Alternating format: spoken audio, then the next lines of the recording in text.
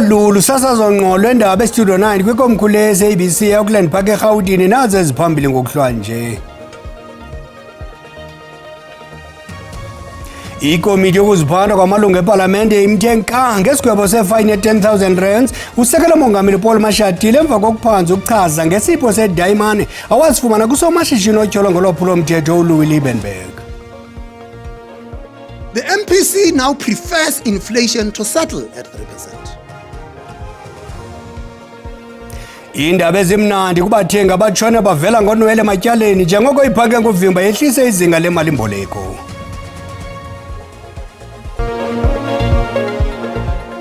Idzwi kwelo lityala mawethu sondelana ityeba ngidekedeke imbizi yale ntlwa yelali xa inje molweni ekhaya. Ikomiti yokuziphatha kwamalungu epalamente imfumanise netyala usekela mongameli Paul Mashatile emva kokusilela ukuchaza ngesipho sedayimane awazifumana kusomashishini otyholwa ngolwaphulo-mthetho uLouis Liebenberg.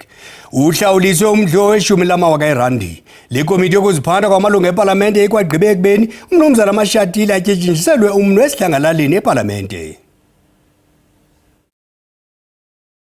Ikhalazo ngakusekela mongameli sivele kumbhexesho intloko we-DA uGeorge Mikalakis ngoMatshi walo nyaka emva kokuphononongwa kokubhengezwa okuyimfihlo ngakuMashatile. Usekela mongameli uqale waxelela ikomiti ukuba ulindele ixabiso ledayimani phambi kokuba alibhengeze. Kodwa ngoku uthi unikezele ngesi sipho kwigunya abantu lezotshutshiso. There's nothing in Parliament that I said I own a house. I said I live there. That house is owned by my son-in-law. It's a very simple thing to read. So what's the problem? Usekela mongameli uPaul Mashatile uzikhabile izityholo zokuba ungumnini mhlaba wendlu exabisa izigidi zerandi kwidolophu yaseKapa eConstantia. Ethetha ne-SABC uthe le ndawo yeyomkhwenyana wakhe watsho esithi ukhe ahlale khona xa eseKapa. uMashatile ungene phantsi koqwalaselo emva kokubhengeza le ndawo izizindlu ezimbini zodidi oluphezulu oluxabisa i-65 yezigidi zerandi zidibene. Kwindaba ze-SABC ndikulisa Dumezweni. Kwezingena ngoku umongameli Cyril Ramaphosa utyumbe umongameli wejaji eGauteng uJaji Danstan Mlambo njengesekela jaji entloko. Igama likaJaji Mlambo laphakanyiswa iJSC ukuba avale isithuba esashiywa ijaji entloko uJaji Mandisa Maya osele inguye okhonyayo kwinkundla yomgaqo-siseko. uJaji Mlambo uza kuqala umsebenzi wakhe njengesekela jaji entloko ngomso. Indaba ezimnandi kubathengi abathe gabhu ematyaleni njengoko ibhanki enguvimba yehlise izinga lemali-mboleko. Le bhanka yehlise izinga lenzala kwimali ebolekwa ibhanka yorhwebo ngomyinge we-25 basic points ukuya kwi-7%. Uku kuthetha ukuba izinga lemali-mboleko kwiibhanka zorhwebo kubathengi bazo ngumyinge we-10.5%. Umlawuli webhanka enguvimba yeli uLisicha Kganyago uthe iReserve Bank iza kuthi gqolo nokusebenzisana nesigqeba sajikelele sezezimali ukuza nenguqu nokuqinisekisa izinga lokwehla kwamandla emali aliguquguquki. Ukuna njengoko isigqeba samalungu amahlanu wekomiti yomgaqo-nkqubo wezezimali MPC enqwale intloko ekwehliseni izinga lemali-mboleko i-repo rate yangumyinge ka-10.5%, nto leyo ekhokelela kuxibililiko abanamatyala. Kambe ke ingcali kwezoqoqosho zithi oku kuthetha ingqiniseko yebhanka enguvimba kumanyathelo okuzinzisa izinga lokwehla kwamandla emali nabalilindele kwiqondo lomyinge ka-3% kulo nyaka kunako wemigudu yokusebenzisana. The MPC now prefers inflation to settle at 3%. We will use forecasts with a 3% inflation anchor at future meetings. Kananjalo ingcali zezoqoqosho zithi oku kwehliswa kwezinga lemali-mboleko kungalityeli lokugqibela ngoba nje ibhanka enguvimba inenjongo yomyinge ka-3% yaye nezinga lokwehla kwamandla emali lilindeleke ukunyuka kwinyanga ezizayo. 10% is probably the neutral level that the MPC will aim towards. But with a lower target, I mean, what you're seeing now is that monetary policy will be more restrictive over the near term. So 7% is probably where it's going to stay until you see inflation expectations moving closer towards that new target that the MPC has pointed to.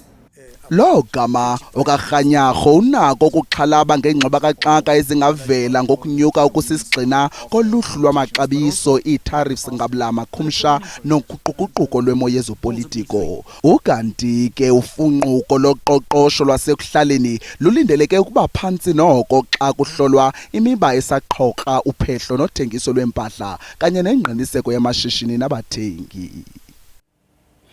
Uluntu lwaseNyukle eRhawutini lumemelela ukuba abasetyhini nabathathu amangalelwe nabo ngesityholo selinge lokubulala nokuxhaphaza umntu bavalelwe entolongweni iminyaka eliqela. Aba bane banqakule badithinjelwe eziseleni emva kokuthi ndi kwevidiyo kumaqonga oqhagamshelwano ekutyholwa ukuba ibonisa umntwana iyalelwa ukuba atshaye isiyobisi iMandrax. Abarhanelwa bavele kwinkundla yenqila yaseRhawutini laze ityala labo lahlehliswa de kube ngomvulo ngelixa besalala bezamla eziseleni. Lo wasetyhini obonakala kulo mfanekiso enika unyana wakhe iMandrax ukuba ayitshaye kuza kufuneka aphendule enkundleni. Abezotshutshiso bathi yena natyholwa nabo babeka ubomi balo mntwana uneminyaka emine obudala engozini. They need to pay for what they did.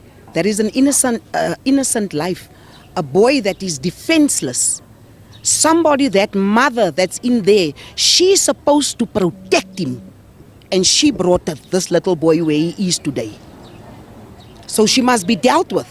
Abafuna ubulungisa ngalo mntwana banqinela abezotshutshiso ukuba esi senzo lilinge lokubulala konokuxhaphaza umntwana. This is such a terrible case. This is a case of gross neglect. This is a case of deliberate assault and abuse. This is a case of attempted murder. I'm sitting there and I'm thinking to myself this morning, I wonder if this child will actually be able to have access to schooling and will be able to learn, purely because we know what these types of drugs does to your brain when you start using at an early age. We will be rallying and we will be calling on everyone to support this case for this minor. Abamangalelwa baza kubuyela enkundleni kwiveki ezayo kwaye abezotshutshiso bathi baza kusiphikisa isicelo sebheyile.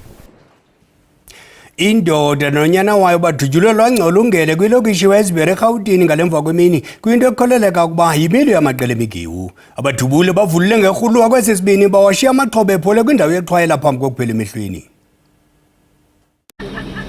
Asale zimbobombobo kanje amafastela emoto ebihamba laba babili ababesemotweni yohlobo lweveni emhlophe weSberry Gold.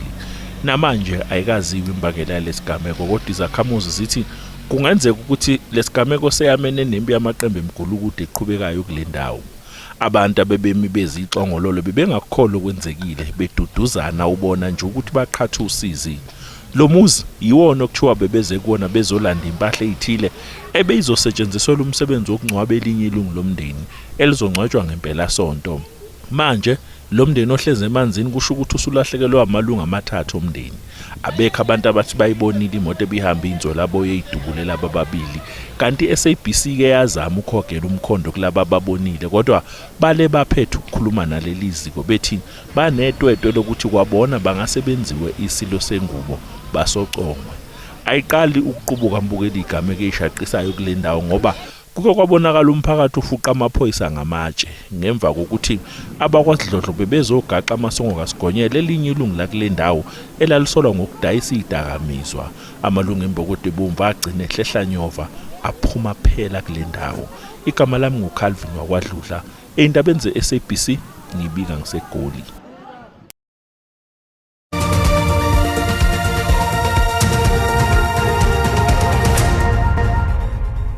Sibhutise kwakhona sikwabulisa nakwabo basele kungena. Uyakwazi ukuzibukela izindaba kwi-SABC Plus ukanti ukuphela nje kwazo ungazifumana kwi-YouTube ngokuba uthi SABC Indaba zesiXhosa. Masikawule siwarhuqa. Sikhatyiwe inkundla yomgaqo-seko isicelo seqela umkhonto wesizwe nenkokeli yalo mnumzana Jacob Zuma sokuphikisa isigqibo sikamongameli Cyril Ramaphosa sokunika ikhefu elikhethekile umphathiswa wamapolisa mnumzana Zenzo Mchunu. Qoseko isikhabile isicelo esifakwe ngumbutho omkhonto wesizwe nenkokeli yawo uJacob Zuma eliqela belichasa isigqibo sikamongameli uCyril Ramaphosa sokubeka umphathiswa wenkonzo yesipolisa uSenzo Mchunu kwikhefu ekhethekileyo ze emva koko umongameli watyumba uFiroz Kachalia njengomphathiswa ubambeleyo. Ujaji Ramaka Mathopo uwise isigwebo ngoku that the application does not engage the court's jurisdiction and no case has been made out for direct access. And the following order is made. 1, direct access is refused. 2, costs are reserved. 3, reasons for this order shall be given at a later date. Ukanti isithethi salombutho uNhlamulo Ndlela uthi inkundla yomgaqo-siseko ayiseyiyo tu eyabantu ukuthethe oku kanye emva kokuba inkundla isikhabile isicelo sabo. uNdlela kunye no-advocate Dalimpofu obemele lo mbutho bathethe nonondaba emva nje kokuba siwisiwe isigwebo. No longer, and this judiciary is no longer a judiciary for the people, as we've said, and as Mkhwanazi has said, they are implicated, especially because they're trying to push for a judicial commission of inquiry. The problem with this president, he wants to appoint Professor Kachalia, but he wants to save Minister Mchunu. Mongameli uJacob Zuma kunye nombutho wakhe basilele ukuthethathethana negunya elikhethekileyo lenkundla yomgaqo-siseko kwilinge layo lokuphikisa izigwebo ezintathu zikamongameli uCyril Ramaphosa eziphathelele kwikhefu enikwe uSenzo Mchunu kwizityholo ezidizwe nguLieutenant General Nhlanhla Mkhwanazi kwiveki ezimbalwa ezidlulileyo. Kwindaba ze-SABC, Dingulisa Dumezweni. Ipalamente ibhengeza amagama amalungu ekomiti yesikhawu ezakuphanda ngemiba yokhuseleko yelizwe. Le komiti isekwenva kwezityholo zokungenelela kwabezopolitiko kwinkonzo yamapolisa ezenziwe ngumkomishana wamapolisa KwaZulu-Natal uNjengele Nhlanhla Mkhwanazi. Le komiti iza kuquka amalungu ali-11 avela kumaqela ezopolitiko ohlukeneyo epalamente. Aleni kwale nyanga, indlu yowiso-mthetho iphumeze isindululo sokusekwa kwekomiti yethutyana emva kwezityholo ezothusayo ezenziwe ngumkomishinala wamapolisa KwaZulu-Natal uNjengele Nhlanhla Mkhwanazi, ezithetha ngokungenelela kwezopolitiko emsebenzini wamapolisa akwinqanaba eliphezulu. Le komiti iza kuquka amalungu ali-11 avela kuwo onke amaqela ezopolitiko. I-ANC iza kuba namalungu 4 asisigxina, i-DA yona iza kuba namalungu 2 asisigxina kunye neqela le-MK namalungu 2, ngelixa i-EFF, i-IFP kunye ne-Patriotic Alliance beza kufumana ilungu elinye ngalinye. Amanye amaqela akhoyo aquka i-Action SA kunye ne-Freedom Front Plus. uJulius Malema nguye kuphela inkokheli yeqela ezakusebenza kule komiti. Le komiti ixeshana kulindeleke ukuba isebenze inyanga ezintathu kuphela kwaye kulindeleke ukuba iqale ukusebenza kule veki izayo. I-DA eGauteng ithi isixeko saseRhawutini asikulungelanga ngokupheleleyo ukusindleka ingquntyela ye-G20 ngenxa yokusilela kokunikezelwa kwenkonzo. Zinyanga ezintathu eziseleyo phambi kwale ngquntyela kwaye imiba efana nemingxunya, indlela engagqitywanga nezakhiwo ezihlala abantu ngokungekho mthethweni isaxhalabisa. Umsimanga uyayithandabuza indlela lamaqela amabini asebenza ngayo. Iqela likamongameli lasekwa ngoMatshi walonyaka ngelixa iBomb Squad yasekwa ngoJuni ngenjongo yokulungisa isixeko ngaphambi kwenkomfa ye-G20.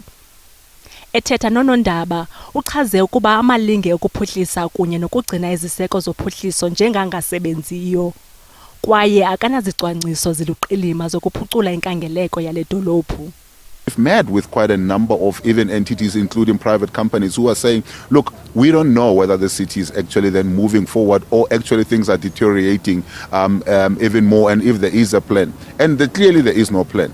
We've asked whether, this bomb squad is actually then already on the ground doing work. The answer is no. We've asked what is the terms of reference so that we know what is it that we should be looking for. There's no terms of reference. We've asked to then say what is the budget, who is responsible for that budget, and where is actually then money being spent. There's no answer. And you just need to then look around and tell me if you think that we are heading in the right direction, and you think that in 3 months' time, because in November, that's when the world will be descending on our shores, whether we will be ready to then say this is a world-class city that we can proudly show to the rest of the world. I don't think that we'll do that.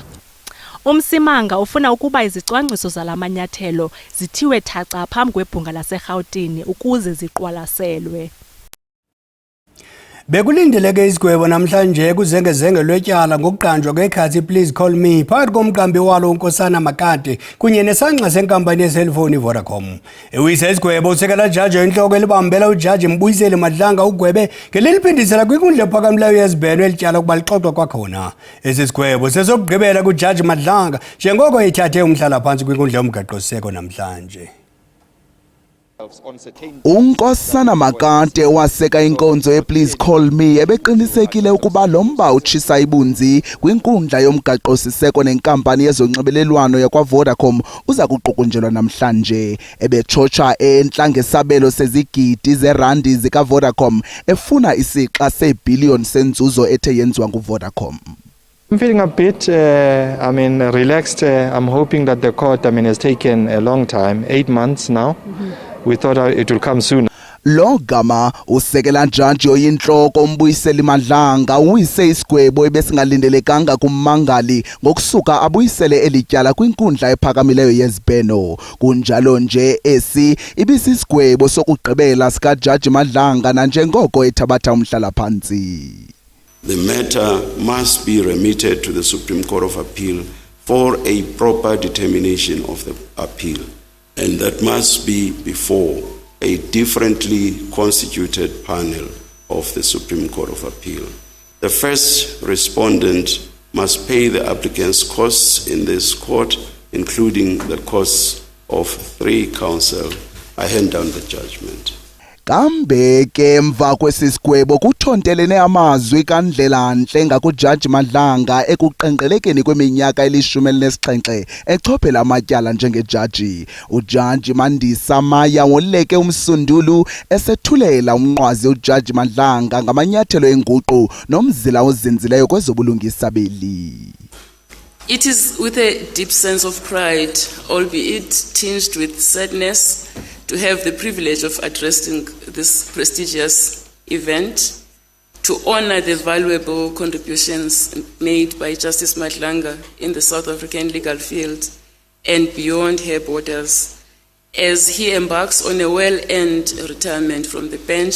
Amagunya ngamagunya vakalise amazwi ebhongo ngokugangatha ngokuthetye kukajaji Madlanga. Ndimlo Lilitha Ntsundwani kwiindaba ze-SABC eGauteng. Iphulo lezigidi zerandi lombona linceda ukusombulula ingxaki ezikhoyo kwinhlelo yoluntu ezilalini kumasipala eMzimvubu eMpuma Koloni. Eliphulo lijolise ukulwa inhlupheko lidala imisebenzi likhulise noqoqosho.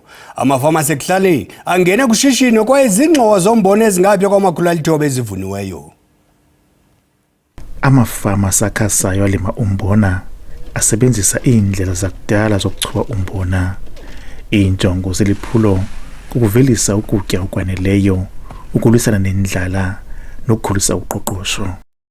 Sekisa uba ikati iyasuka eziko, abantu abaninzi baxhamla kule nkqubo nokuqinisekisa uba abantu balapha bafumana imisebenzi njalo. Abahlali baxhamla ngamandla kule inkqubo yezokuvelisa umbona. Le project iyancedisa ekondleni abantwana, indincedisa uba abantwana baqhubeke ngokufunda. Siyakwazi ukuthengisa umbona, sikwazi ukuthenga umilimili endlini kunzima uba sitye neveji neentoni ziphuma kwakulo mbona. Umbona afuna abantu bakwazi ukuzimela bekwakhuthaza abantu ukuba basebenze umhlaba khona kuze kuveliswe ukutya kwaneleyo. Yona uba siqale lo msebenzi kufuna uvula amathuba emisebenzi. Nenye into eyasenza uba sibe nomdla ubana sikholwa kakhulu uba ulimo yeyona nto enokuncedisa. Abasemagunyeni bathi bafuna ukuqinisekisa ukuba iinkqubo ezilwisana nendlala zifumana inkxaso-mali. Lawasemzimvubu uqalise iliphulo lolima amasimi silima umbona obomvu ngenjongo ke yokulwa indlala nokucreate amathuba emisebenzi. Abantu abatsha bakhutazwe ukuba bangene kwicandelo lezolimo khona ukuze kuliwe nendlala kuphuhliswe uqoqosho. Ndinkululeko Nyembezi weendaba ze-SABC kwaBhaca. Isikhobu sombona simnandi kokuchubelana naku makhumalo nemozulu ezangomso zingesizulu makube chusibele.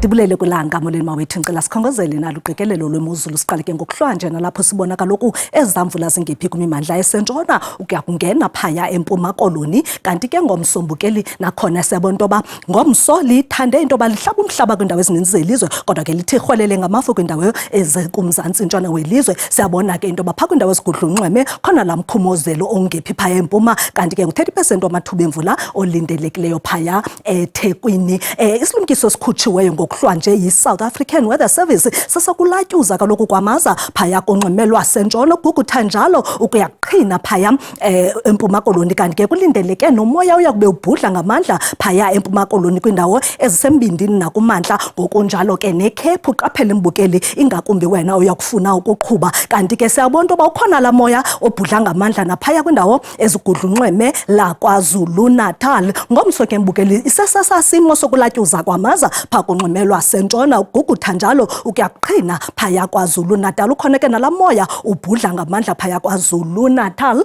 masijonge into ba wona amaqondo okutshisa asibeka phina ndingatsho ke mbukeli ndithi noko amaqondo athande uba phantsi kwindawo esembindini welizwe de abe liqanda nje phaya eDiara naseBeaufort West kanti ke sisixhenxe phaya eKapa lodumo ngelixa phaya eUppington amaqondo ebetha kwesithathu aphinde ke bethu athathise ngeshumi phaya eMonti kodwa ube phaya ngelixa silindele u11 degrees Celsius phaya eSajonisi uba ke wena useSoweto koSprings nangoSpreyta Gauteng lindela isixhenxe kanti ke ngomsombukeli siyabona intoba amaqondo athande uba phantsi kwindawo ezininzi zelizwe akubandi bethunana eDiara amaqondo abetha ku13 ngelixa phaya koBhofolo nakhona kuthande ukubanda yilo nqele ke napha kokomani nalapha amaqondo abetha ku12 degrees Celsius eGauteng ngo19 kodwa kathathise ngo25 pha eliphala likamnandi mawethu.